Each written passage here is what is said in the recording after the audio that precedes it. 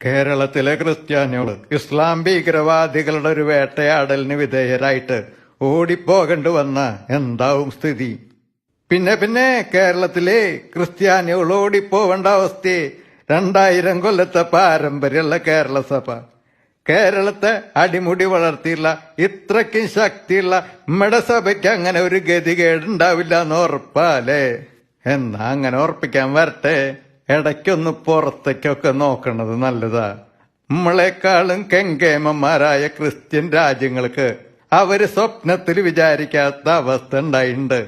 Egypt, Iran, Syria, Nigeria, തുർക്കി, Qatar, Yemen, Bahrain, Kuwait തുടങ്ങിയ രാജ്യങ്ങളുടെ ഒക്കെ പേരുകൾ കേൾക്കുമ്പോൾ നമ്മൾ വിചാരിക്കും ഇതൊക്കെ മുസ്ലിം രാജ്യങ്ങളാണല്ലോ.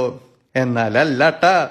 ലോകത്തിലെ ഏറ്റവും പ്രാചീന ക്രൈസ്തവ സമൂഹങ്ങള്, ക്രൈസ്തവ സന്യാസത്തിന്റെ പിള്ളത്തൊട്ടിലുകള്, 100% ക്രിസ്ത്യാനികളുള്ള രാജ്യങ്ങള് ഒക്കെ ആയിരുന്നു ഇതിൽ പല രാജ്യങ്ങളും.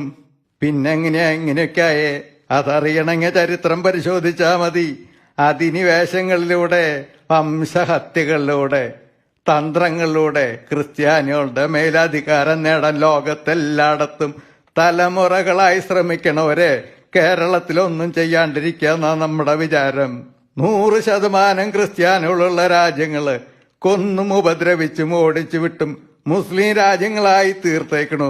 അപ്പോഴാ വെറും 18% നമ്മുടെ വീര്യം പറച്ചില്. വലിയ പള്ളിയോള് പണിയണ തിരക്കില നമ്മള്. എന്നാ അവിടങ്ങളിലെ പള്ളിയോളിലെ ബാത്റൂം കെട്ടിടങ്ങളുടെ വലിപ്പം വരില്ല നമ്മുടെ മുന്തിയ പള്ളിയോളെന്നാ പറയണേ. നമ്മളെന്നാ കണ്ണു തുറക്കുക? ജോസേട്ടൻ ചോദിച്ചു നല്ലോട്ടാ. نحن على موعد مع خلافة راشدة تهليل لاجتياح فرنسا وفتح روما قريبا بإذن الله. نحكمكم بعدل الإسلام لا يكون إلا بإعلان الجهاد في سبيل الله. ഈ സമാധാനത്തിന്റെ ശത്രുക്കള് കൃത്യമായ പ്ലാനിങ്ങോടെല്ലാം നടത്തുന്നുണ്ട്. അതില് വിജയിച്ചിട്ടുണ്ട്. ഭൂമി, കച്ചവടം, ഭരണം ഇതിലൊക്കെ അവരാധിപത്യം നേടി. അതോടെ 2ാം ഘട്ടം തുടങ്ങി. ഇതുവരെ സമാധാനം, സാഹോദര്യം എന്നൊക്കെ പറഞ്ഞു വരുന്നവരിപ്പോ നേരിട്ട് ഉപദ്രവിക്കാൻ തുടങ്ങിയില്ലേ? സർക്കാർ വക ബോർഡില് പള്ളിയുടെ പേര് മാറ്റിയ ന്യായമല്ലാന്നറിഞ്ഞിട്ടും ക്രിസ്ത്യൻ സ്കൂളിന്റെ സ്വന്തം സ്ഥലം വിട്ടുകൊടുക്കാൻ അധികാര സ്ഥാനത്തിലിരിക്കണവര് സമ്മർദ്ദം ഉണ്ടാക്കുക. ക്രിസ്ത്യാനികളുടെ വിശ്വാസത്തിന്റെ പ്രതീകമായ കുരിശിനെ സമൂഹത്തിൽ അപമാനിക്കുക. 2ാം തരം പൗരന്മാരെ നമ്മളെന്ന് തോന്നിപ്പിക്കുക. ഇതൊക്കെ ഒറ്റപ്പെട്ട സംഭവങ്ങളാന്ന് നമ്മൾ വിചാരിക്കും. ഒന്നുമല്ല, കൃത്യമായിട്ട് ആലോചിച്ചുറപ്പിച്ച് ചെയ്യണതാ. ശല്യപ്പെടുത്തി സ്വൈര്യക്കേടാക്കി എങ്ങനെയെങ്കിലും നാട് സ്വന്താക്കുക. ഇതാണ് ലോകം മുഴുവൻ നടത്തണ രീതി. ഇത് സത്യാണോന്നറിയാൻ വലിയ ഗവേഷണമൊന്നും നടത്തണ്ട. സമാധാനം അതാന്ന് പറയണ ഇക്കൂട്ടര് പാർക്കണോടത്തുനിന്ന് കാലം ചെല്ലും തോറും മറ്റുള്ളവരൊക്കെ മാറിപ്പോണത് നമുക്കെല്ലാവർക്കും അറിയണ കാര്യന്നല്ലേ? ഒരു പുരാതന ഇടവകയില് ദുഃഖ വെള്ളിയാഴ്ചത്തെ പരിഹാര പ്രദർശനം നടക്കായിരുന്നു. ഈ സമാധാന ശത്രുക്കളില് ചിലര് പുറത്ത് കിടന്ന് ഭയങ്കര പാട്ടും ബഹളവും. വികാരി അച്ഛൻ പോലീസിനെ വിളിച്ചു.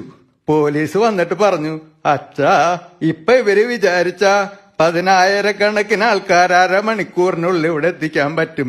എന്താ വേണ്ടേന്ന് അച്ഛൻ പറഞ്ഞു. ഞങ്ങള് സഹിച്ചോളാന്ന് പറഞ്ഞു പാപ്പച്ചൻ. നമ്മടെ കേരളത്തിൽ ഈ അടുത്ത് നടന്ന സംഭവമാണ്. ഒരു ന്യായവും ഇവരുടെ അടുത്ത് കിട്ടുന്ന പ്രതീക്ഷ വേണ്ടട്ടാ. ലവ് ജിഹാദ് കേസുമായി ബന്ധപ്പെട്ട് സ്റ്റേഷൻ കയറി ഇറങ്ങണവര് പറയണതേ നിങ്ങൾക്കെതിരെ കേസെടുക്കുന്നുള്ള ഭീഷണിയുടെ സ്വരാ പോലീസ് ഇറക്കുന്ന. നോക്കുമ്പോ എന്താ എല്ലാരും ഞമ്മന്റെ ആൾക്കാരാ. നമ്മള് ക്രിസ്ത്യാനികൾക്കോ ആകെയുള്ളത് 1-1.5 പിള്ളേര്. അവരെ കാശ് വാരാൻ വേണ്ടി LKG പഠിക്കുമ്പോഴേ വിദേശത്തേക്ക് അയക്കാൻ കച്ചു കെട്ടിയിരിക്കുക നമ്മള്. നമ്മടെ കേരളത്തിൽ ഇപ്പോഴത്തെ അവസ്ഥയാട്ടത്. ലവ് ജിഹാദൊക്കെ മാറി നമ്മുടെ കുട്ടികളെ വഴിയിന്ന് തട്ടിക്കൊണ്ടുപോണ സ്ഥിതി ഇനി ഉണ്ടാവുക. ഓർത്തോ, ഒരു 13 വയസ്സുള്ള കുട്ടീനെ തട്ടിക്കൊണ്ടുപോയാല് അത് അംഗീകരിക്കണ നേതാക്കളും കോടതിയുള്ള മതം എന്ത് തരായിരിക്കുന്നു മനുഷ്യരായുള്ളവർക്കൊക്കെ അറിയാം. എന്നാലും അവര് ചോദിക്കും ഞമ്മക്കെന്താ കുഴപ്പം?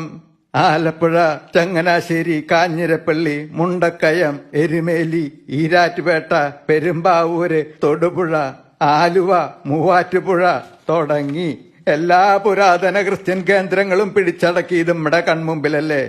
ആരാ എന്താന്നറിയാത്ത ലക്ഷക്കണക്കിന് അന്യനാട്ടുകാര് കേരളത്തിലുണ്ടെന്ന കണക്കോള്.